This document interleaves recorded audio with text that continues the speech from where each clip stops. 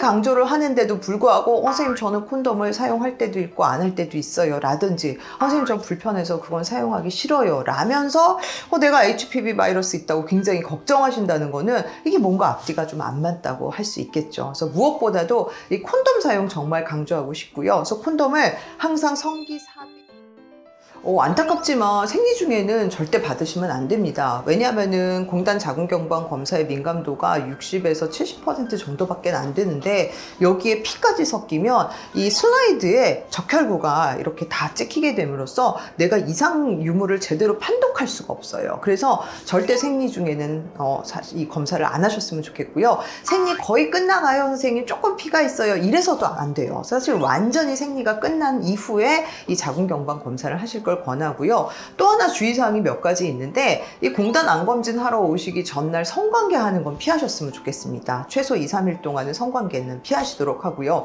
요즘 질 내에 넣는 것들이 다양한 것들이 나와 있다 보니까 뭐 질환에 질정도 넣고 크림도 바르고 또 윤활제도 넣고 이렇게 뭔가를 질환에다가 쓰고 오는 경우가 있는데 이런 경우에도 마찬가지로 판독이 좀 어렵기 때문에 질 안에다가 뭐 기구나 아니면은 뭐 이물질, 뭐 젤리, 크림 이런 것들을 삽입하고 오시는 일은 절대 없으셔야 하겠고요.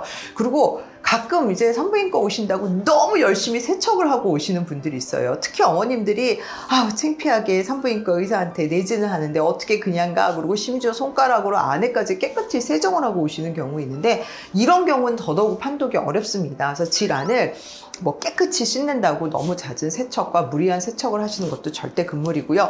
산부인과는 일단 편하게 오셔야 됩니다. 그래서 전혀 준비되지 않은 상태로 오시는 게 오히려 가장 정확한 진단을 돕는 길이기 때문에 너무 깨끗하게 오시려고 열과 성의를 다할 필요는 없습니다. 그래서 검사 전에는 2, 3일 동안 성관계 금지, 생리 전에는 검사를 피할 것, 질환에다가 뭘 넣거나 너무 깨끗하게 세척하는 거 금지 이 세 가지만 잘 지키시면 좋을 것 같아요.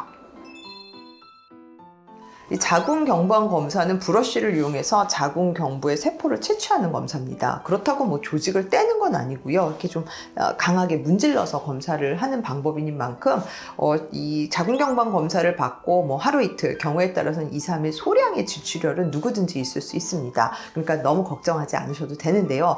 반면 출혈이 너무 많아 이거는 생리하는 양으로 굉장히 많은 출혈이 있어 라고 하면은 이거는 사실 정상적인 게 아닙니다. 그럴 때는 반드시 병원에 연락을 주셔서 신속하게 처치를 받으시는 게 중요합니다.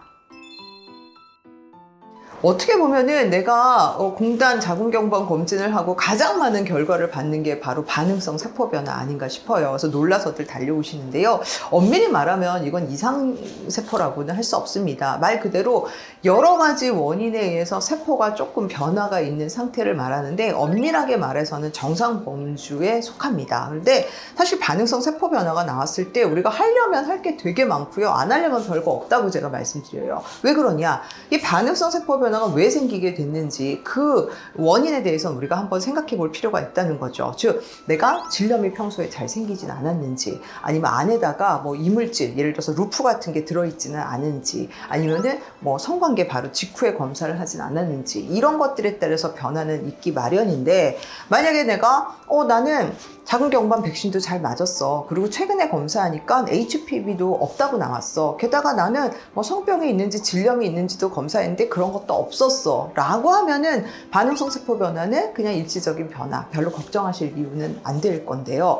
나는 백신을 맞은 적도 없고 더더군다나 뭐 성병 유무라든가 질염 유무를 관찰한 적도 없었고 게다가 나는 HPV가 있는지 뭐 그런 거는 검사해 본 적도 없다라고 할 때는 이 반응성 세포는 한번 짚고 넘어가야 될 그런 필요는 있다는 거죠. 그래서 적어도 내가 현재 세균성 질염이나 칸디다 질염은 없는지 아니면 루프가 삽입된 상태는 아니었는지 아니면은 여러 가지 다른 HPV 바이러스를 비롯한 여러 가지 원인이 혹시 있는 건 아닌지 또 내가 자궁경부암이나 뭐 기타 여러 가지 암에 좀 취약한 어떤 가족력을 가진 건 아닌지에 따라서 추가 검사가 필요할 수도 있다는 거는 여러분들 인지하셨으면 좋겠고요. 다만 반응성 세포 변화는 현재 굉장히 심각한 문제는 아닌 만큼 너무 그렇게 염려하실 건 아닙니다.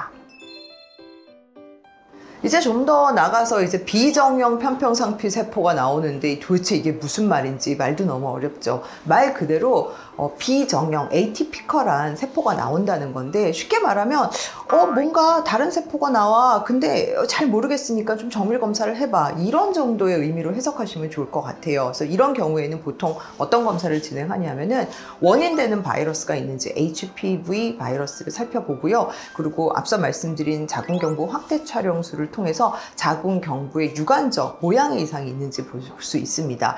여기에 바로 결과에 따라서 한 두 가지로 나눠지는데요. 어쨌든 간에 비정형 편평상피세포 이상이 나왔다면은 당장 추가 검사를 급하게 할 필요는 없겠지만 반드시 염두에 두셔야 되는 게 추적 검사입니다. 보통은 통상적으로 한 6개월 뒤에 추적 검사를 하라고 많이 말씀을 드리는데요. 6개월 뒤에 변화가 있는지, 더 악화된 소견은 아닌지를 살펴보고, 현재 원인되는 바이러스는 없는지, 원인되는 또 모양의 이상은 없는지를 살펴봅니다. 그래서 경우에 따라서는 한 6개월 뒤에 다시 재검하세요 라고 말씀드리는 경우도 있고요.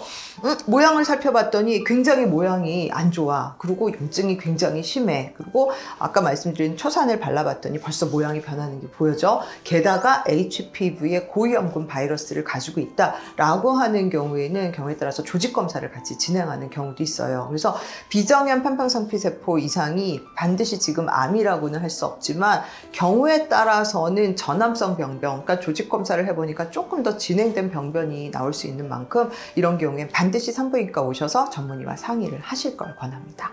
그 다음에 이제 저등급 편평상피세포 이상, 고등급 편평상피세포 이상, 이런 검사를 받아서 깜짝 놀라시는 분들이 있는데요. 이런 경우는 정말 철저히 검사를 하셔야 됩니다. 거의 대부분 조직 검사를 통해서 현재 조직에 문제가 없는지를 면밀히 살펴보셔야 되고요. 또한 HPV 바이러스라든지 확대 촬영술을 말할 것도 없고, 거의 대부분 조직 검사가 필요한 경우가 많습니다. 그래서 뭔가 이상 나왔다고 내가 여기서 반 적 있는데 이상 그거 많이 나온대, 이렇게 간과하지 마시고요. 고등급, 저등급 편평상피세포 이상이 있었을 때는 가급적 빨리 산부인과에 달려오실 걸 권합니다.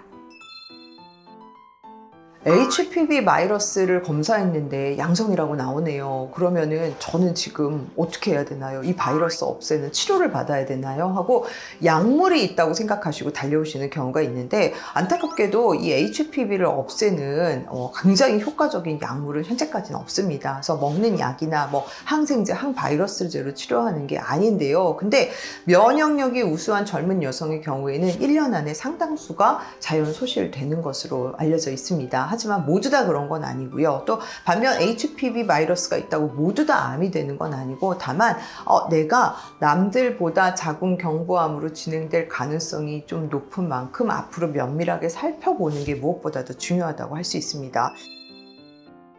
그러면 이 HPV 바이러스 어떻게 없애요? 여기에 굉장히 많이 궁금해들 하시는데요. 아까 말씀드렸듯이 면역관리 제일 중요하고요. 잘 먹고 잘 자고 많이 쉬고, 물론 이런 거 굉장히 중요해요. 경우에 따라서는 추가적인 보조 약물, 그러니까 면역력을 높이는 약물을 복용하시는 경우도 덜어 있는데, 제가 항상 가성비 있게 강조하는 게 바로 콘돔입니다. 네, 콘돔을 일관되게 사용한 여성의 경우에는 이 HPV 감염이 훨씬 더 많이 감소를 하는 것으로 돼 있고, 실제 있어서도 어느 정도 예방을 할 수 있는 만큼 콘돔을 잘 사용하는 게 중요해요. 그래서 이렇게 강조를 하는데도 불구하고 선생님 저는 콘돔을 사용할 때도 있고 안 할 때도 있어요 라든지, 선생님 전 불편해서 그건 사용하기 싫어요 라면서 내가 HPV 바이러스 있다고 굉장히 걱정하신다는 거는, 이게 뭔가 앞뒤가 좀 안 맞다고 할 수 있겠죠. 그래서 무엇보다도 이 콘돔 사용 정말 강조하고 싶고요. 그래서 콘돔을 항상 성기 삽입 시작부터, 삽입이 하기 전부터 이 콘돔을 사용을 하시고요. 항상 일관되게 콘돔을 사용하신다면은 사실 HPV가 더 빨리 감소하는 데도 도움을 줄 수 있을 거라 생각합니다. 실제 이 HPV 바이러스를 줄이는 데 있어서 콘돔이 얼마나 중요한가라는 것을 밝힌 논문이 몇 가지 있습니다. 그래서 첫 번째로 2014년도 논문인데요. 콘돔을 일관되게 사용을 했을 때 HPV 감염과 또 저등급 편평상피세포 이상의 위험성이 훨씬 더 감소를 했다는 거죠. 그래서 콘돔을 사용할수록 내가 이전에 이상 병변이 있더라도 그게 좀 더 완화될 가능성이 높고, 또 앞으로 HPV 바이러스를 감염될 확률도 낮출 수 있다라고 말하는 거죠. 그리고 또 남성에게 있어서 이 연구한 결과도 있어요. 그러니까 2013년도 연구인데, 콘돔을 일관되게 사용한 남성과 콘돔을 가끔 사용하거나 아예 사용하지 않았던 남성에서 이 HPV 바이러스가 얼마나 많은가를 봤더니, 무려 콘돔을 일관되게 사용한 경우에는 그렇지 않은 경우보다 이 HPV가 절반 이하로 감소를 했다는 거죠. 그 말은 뭐예요? 남성이 HPV 감염이 절반이 감소한다면 내가 성관계하는 여성 파트너한테도 마찬가지로 HPV 감염을 절반 이하로 줄일 수 있다는 의미로 해석될 수 있거든요. 그래서 남성의 콘돔은 굉장히 중요하다고 제가 강조를 하고 싶고요. 또 하나는 내가 CIN1 그러니까 이미 자궁경부에 어느 정도 전염성 병변이 예상되는 상황에서 치료를 받았어. 그래서 호전이 됐는데 그 이후에 바로 콘돔 사용을 철저히 했을 때는 어떤 변화가 나타나느냐 봤더니 이 CIN1 치료 후 여성에서 콘돔을 사용을 하면은 HPV의 재감염과 재발률 감소에도 매우 도움이 되었다고 합니다. 그러니까 이 콘돔 사용은 어떻게 보면은 가장 가성비 있게 이 바이러스를 예방하고 자궁 경부암을 예방할 수 있는 중요한 수단이 된다는 거 모두 다 명심하셨으면 좋겠어요.